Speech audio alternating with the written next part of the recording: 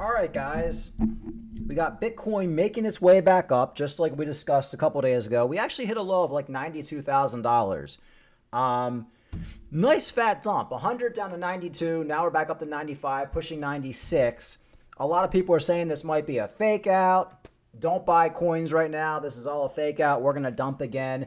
It's certainly possible. I'm not going to go out on a limb and say we're not going to dump again. This could be a fake out. But even if it is, and we dump back down to 92 or 89 or whatever, you know it's going to come right back. Now, the interesting thing about this dump was altcoins really didn't dump all that much. You got Bitcoin dumping $8,000, okay? $8,000 for Bitcoin. XRP dumped like 15 cents. It went from like a buck 50 down to like a buck 35 or something like that. I mean, hardly anything. Cardano went to like what, from $1.08 down to like 96, 97 cents. And the same goes for all these other altcoins. In fact, some altcoins that we've talked about didn't even dump at all. VeChain was just kept on pumping. Cardano, I mean, not Cardano, well, Cardano too, but I look at Theta yesterday. I'm like, okay, maybe Theta's back down to a buck 60, buck 70. No, Theta's pumping. Theta's at $2. So we're seeing altcoins pumping even as Bitcoin's dumping, or minimally altcoins pretty much chilling out. Not doing that much, which is the telltale sign you're in a bull market. When Bitcoin dumps and the altcoins don't really dump all that much. Like I said, VeChain never even went under 4 cents, or 4 cents, which is absolutely insane. A lot of people shit on VeChain. I told you guys it's going to be one of the top performers. So overall, guys, everything looking good. Could be a fake out. That's why I told you to buy your coins yesterday at like $92,000. But that could have been it. We might go back up to 100. Maybe we'll go back up to 100, get rejected again, and go back down to 92. It really doesn't matter at this point. I personally don't even care. When we have these dump days, I really don't even pay attention to the markets. I concentrate myself with other hobbies, and that's what you should be doing too. But today is overall positive. All these coins, all these altcoins are making their way back up to where they were, which is awesome. Okay, one thing I want to talk about, kind of interesting. It's kind of the elephant in the room. And, you know, I heard Rand Nooner talking about it yesterday. I've been talking about it for the last year. For the last year, I said that the thing that takes us into the bear market for 2025 is going to be Michael Saylor. Something happening with Michael Saylor. Either the little Ponzi he's running to buy Bitcoin collapses because Bitcoin goes into a bear market. The SEC comes after him. Or overall, we just go into a bear market and Michael Saylor says, I'm not going to lose $1 trillion. I'm going to start to sell some of my Bitcoin. And I think that's going to exacerbate the bear market. He's ringing the warning signs on MicroStrategy and how Michael Saylor owns too much stock and he controls the price. And eventually he'll own more Bitcoin than Satoshi Nakamoto. And when that happens, Michael Saylor completely controls the blockchain. If Michael Saylor threatens to sell, Bitcoin dumps. When Michael Saylor buys, Bitcoin goes up. Essentially, he will be the king of Bitcoin. And unfortunately, I think if that happens, that means Bitcoin is dead.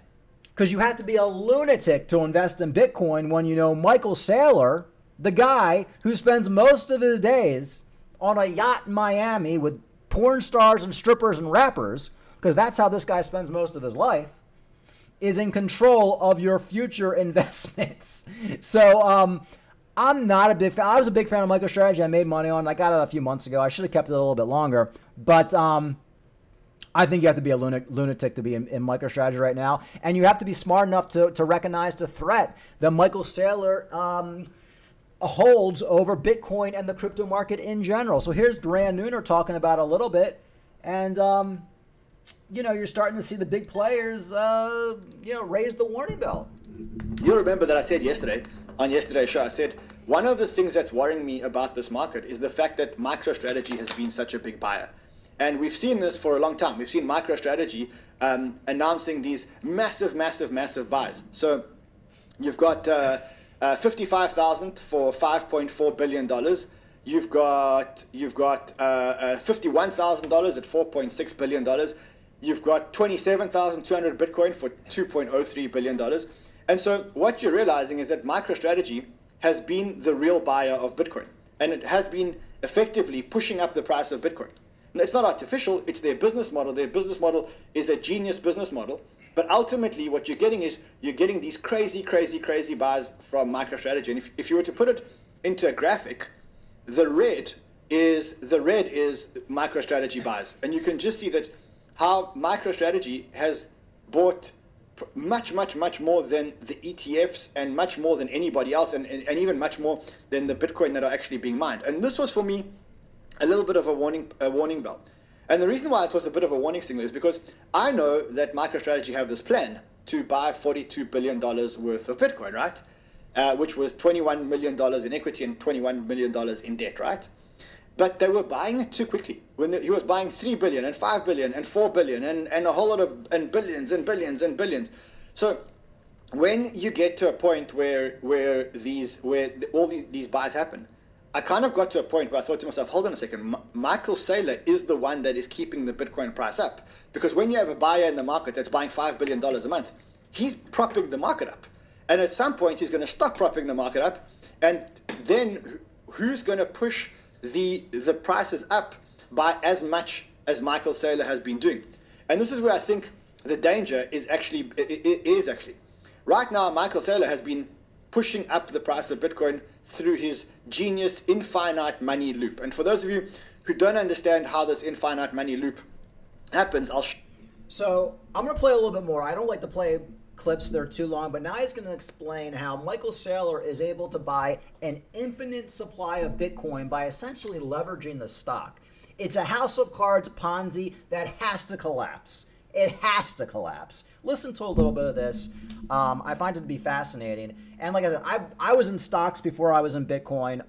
Almost every stock I've ever invested in has gotten shut down by the SEC because I like big. I like to invest in risky assets, but some stocks I even invest in that were actually not pinky stinky stocks got shut down too, because you have to realize most people are scumbag sleazeballs and they're going to do Ponzi schemes and get away with it as long as they can until they eventually get shut down or the house of cards collapses. So here's how Michael Saylor is able to buy an infinite supply of Bitcoin.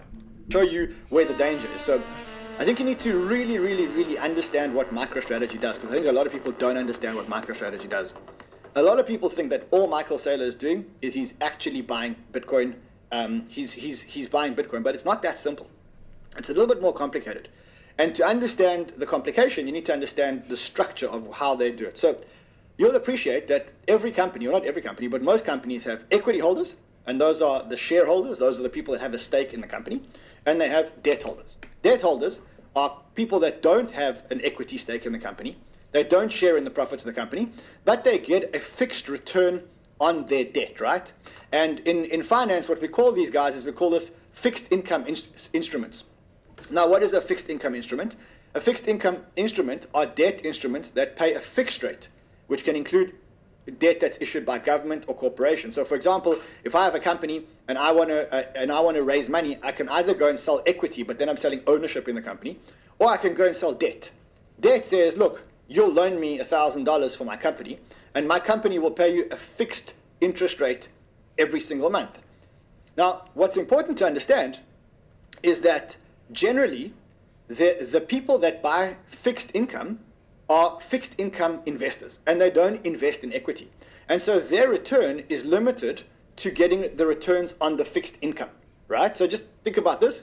There are certain funds and certain individuals and certain family offices, and their mandate says, look, you can't invest in equity, you can't invest in ETFs. Your mandate is to only invest in fixed income securities, right? And so what Michael Saylor did is he created an offering for these fixed income funds. And basically what he said is, look, you can loan me money. I will pay you interest on that money. I will use the money to buy Bitcoin, and then I will repay you your money. I'll repay you your money and some kind of return. So that's pretty much the MicroStrategy business model. But it gets a little bit more complex. And I'll explain to you why it gets a little bit more complex. So as Michael Saylor has actually found a loop in the system. And so the loop in the system basically comes from this thing over here, where if you look, this is the offering that MicroStrategy does. And what he says is, we're raising a whole lot of money. They announced an offering of, for example, a $2.6 billion principal. And he also says, the interest rate is 0%.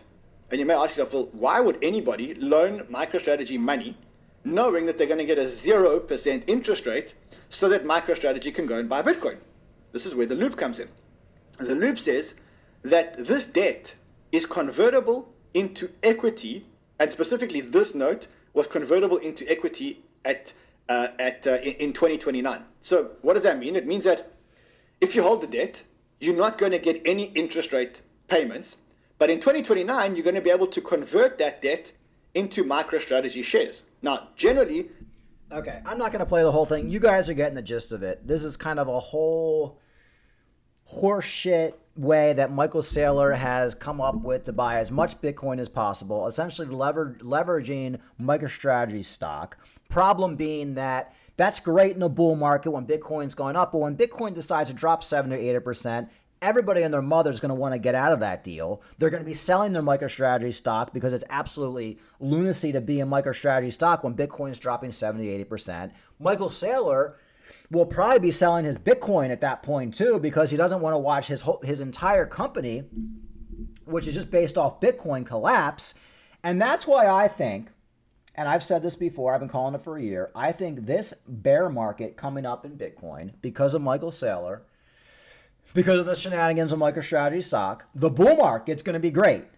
He's buying stock. We got $100,000 Bitcoin. He's buying more MicroStrategy. He's using this Ponzi to buy more. People are lending him money. We'll get $120,000, $150,000 Bitcoin. Your altcoins are going to go crazy. Yay, yay, yay, yay. We're going to sell. We're going to make a ton of money on our altcoins, our Bitcoin, our whatever we got. But once the house of cards begins to crumble, and if you want to see a house of cards crumble, go back a couple years ago, watch FTX, watch Terra Luna as it slowly collapsed little by little, and Rand Neuner was coming out and telling you that it's okay, it's okay. Sam Bankman-Fried came out and said everything's fine, don't worry about it. Then everything collapses to zero, the FBI is coming in, people are getting arrested, people are going to jail. Everything's getting shut down. Exchanges are collapsing. FTX is collapsing. It's a disaster because that's what happens when we go into a bear market in crypto. I understand everybody's euphoric right now. It's great. We're in the 4-year cycle. We're due for a bull market. Regardless, we're due for a bull market. But what happens when we go into a bear market and everything starts collapsing? Well, you're going to see MicroStrategy, the biggest holder in Bitcoin, collapse. And I think the SEC is going to come in. I think they're going to shut it down. I think it's going to be a disaster. And I think it might take us into one of the biggest Bitcoin bear markets we've ever seen. And that's why I'm not a big fan of holding Bitcoin long term. Yeah, you want to hold some. You got a couple $1,000s in Bitcoin. Okay, I could lose it. Maybe it'll do something in 10 years. I'm just going to hold it. I only believe in playing these 4-year cycles because there's so many charlatans in these markets. There's so many scammers. There's so many snake oil salesmen. You have to be a lunatic to be in these markets for anything more than a trade. And I don't know, maybe me being a private investigator for 20 years, every day I go out and do background investigations, I interview people, I can kind of sniff out when there's something not right.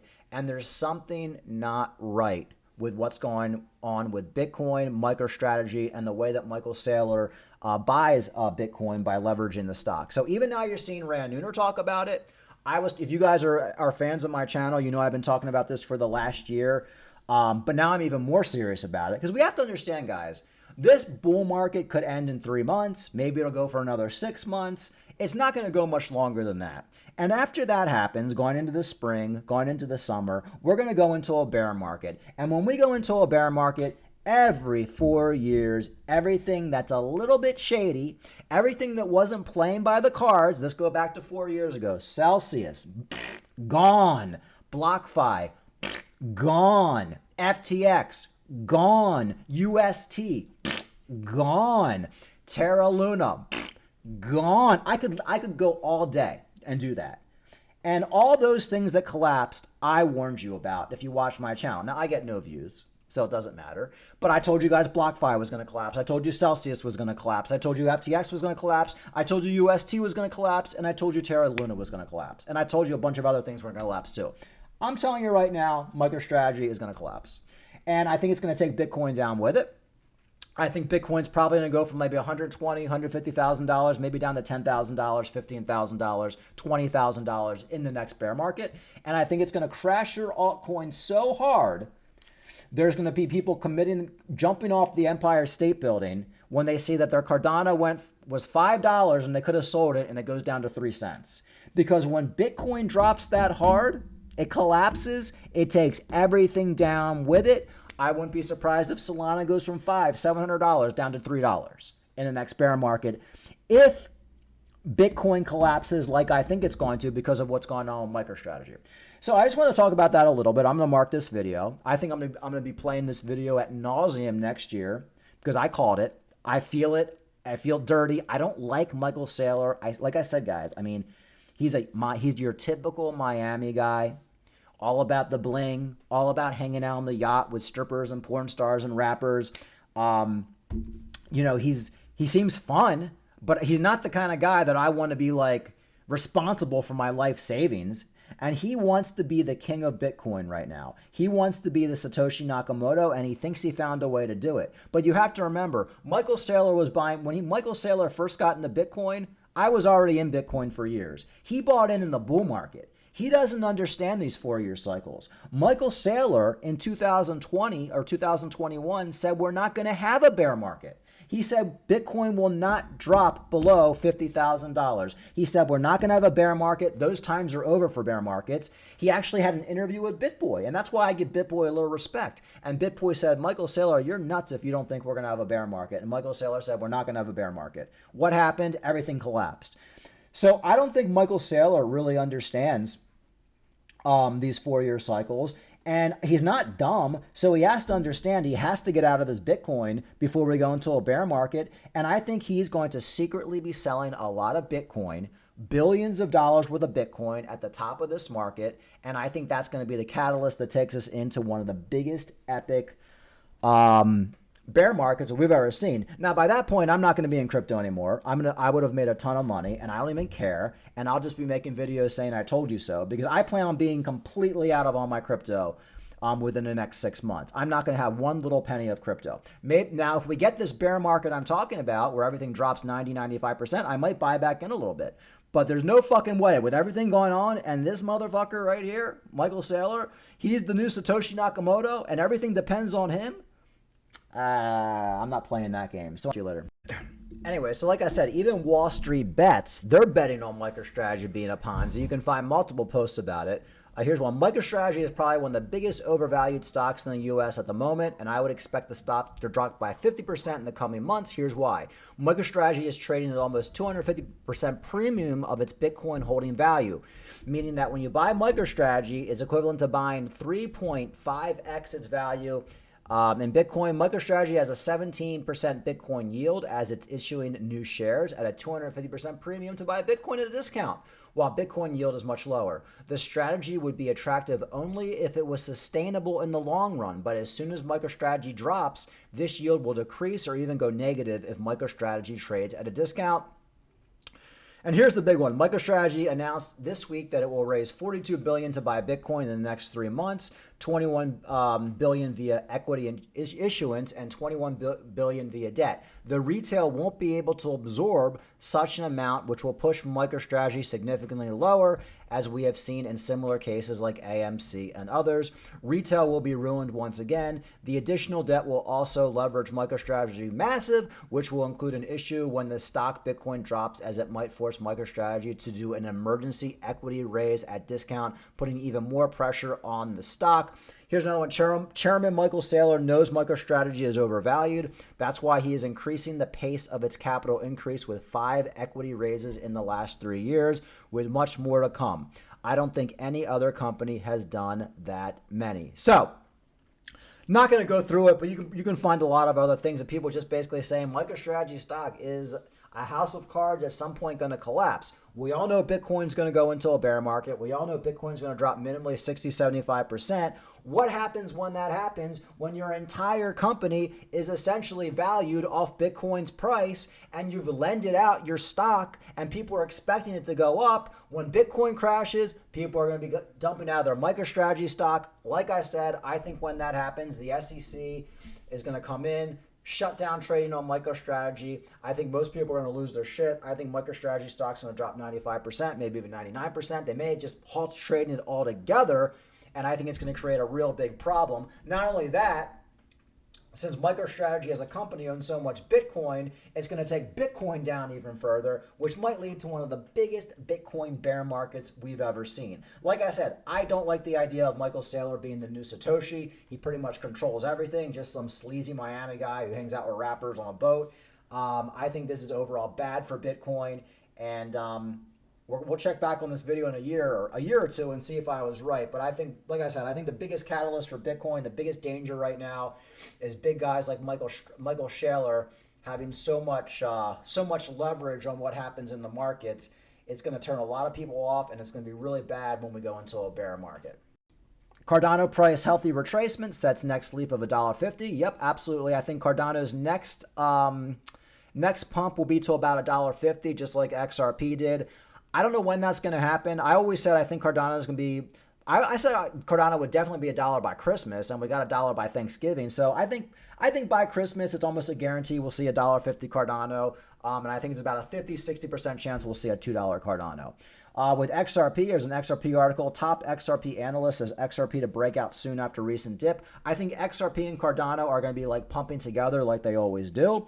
The next leg up for XRP is $2 to $2.50, and I think that will happen by Christmas. All right, guys. Overall, where am I right here? Everything looking good. Bitcoin making its way back up. I don't know what's going to happen. I don't think we're going to break $100,000. I think we're probably going to get to like 98, 99. Maybe we'll get to 100 and have a big rejection. Actually, I think most likely we get to 98 and then get another rejection, go back down to 93, 94. I think we might be in kind of a boring range-bound Bitcoin price between 92 and 98 for the next month. I think in that meantime, you're going to see altcoins do crazy things. Like I said, they don't all pump at the same time, so we might see XRP hit $2, Cardano hit $1.50, Maybe Theta will go to $3. You never really know. VeChain might continue to pump. Gaming might start to pump. Meme coins, like you just don't know.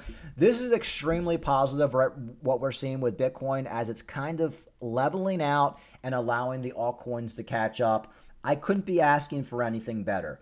But like I said, really the narrative of this video is it's fun, it's great. We're going into a bull market. We're going to make money, but we have to look at the warning signs out there.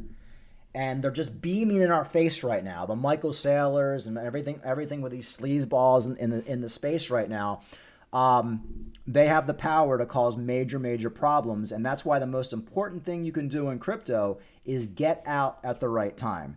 And like I said, I think this bull market could end in the next 2 or 3 months, or it might last until like spring or a little bit after. Can't see it going much longer than that, but we'll take things day by day. All right, guys, like and subscribe. Talk to you later.